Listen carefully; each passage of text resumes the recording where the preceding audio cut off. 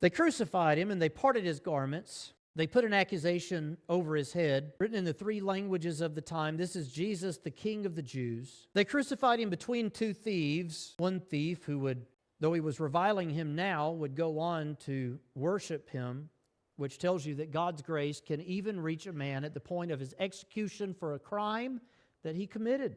Those that passed by mocked him. Jesus cries out to God, Eli, Eli, lama sabachthani. That's verse 46. That is to say, my God, why hast thou forsaken me? Jesus, when he had cried again, according to John 19, the words he cried are, it is finished, yielded up the ghost. What happens as Jesus yields up the ghost? Behold, the veil of the temple was ripped in two, rent in twain from the top to the bottom. When Jesus gave up the ghost, this thick 3 to 4 inch thick curtain that separated the holiest of holies in the temple from the rest of the temple and the temple complex. And in general, the symbolism is the world itself.